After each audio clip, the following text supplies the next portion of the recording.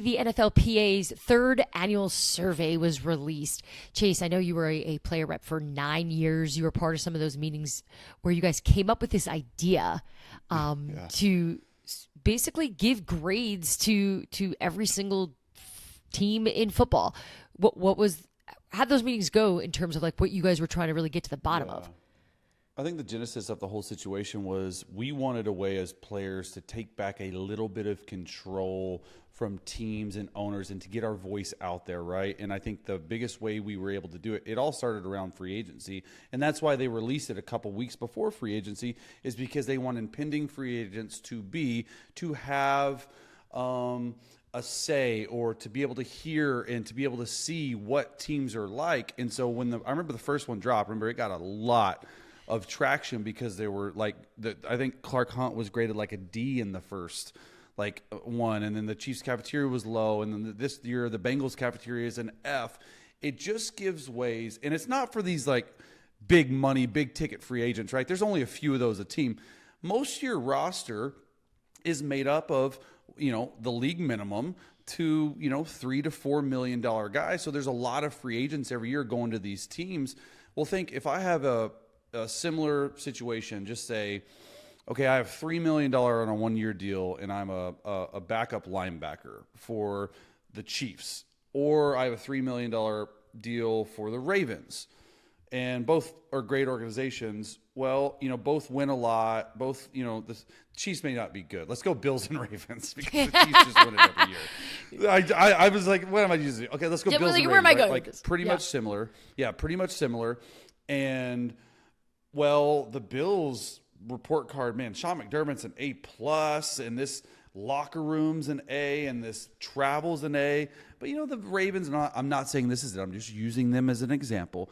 Oh, it's a B for travel. It's a C for food. I'm like, oh, there's been guys that are like, I'm going to go to the Bills because it's very similar competitive. And so it's actually worked to be able to get, like, one, players in the right spot, but two, to hold teams accountable.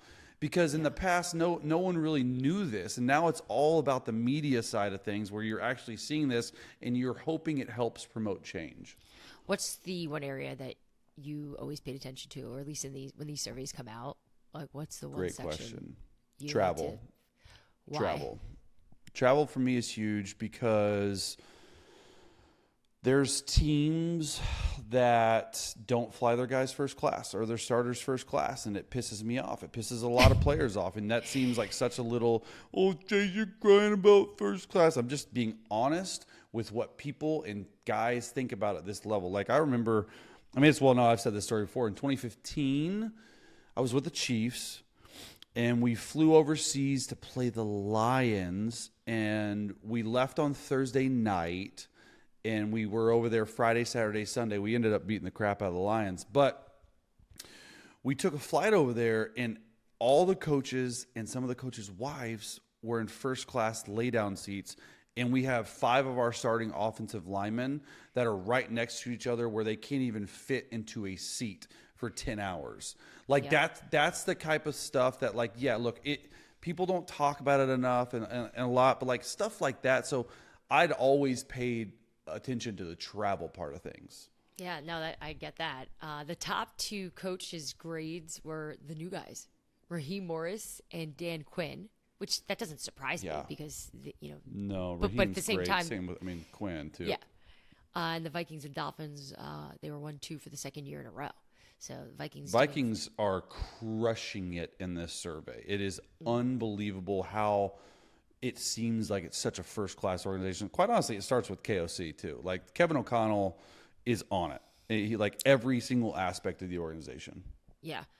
How pissed do you think owners are really getting about these?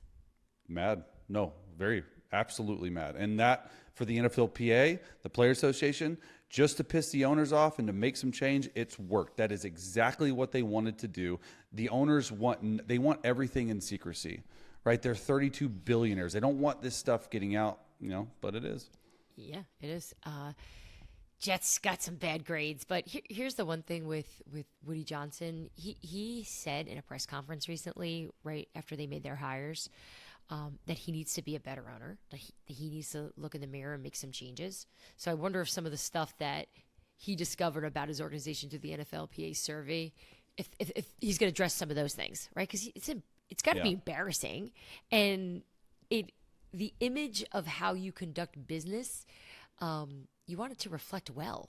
You don't want to be the team that has the S at your because your facility's not good.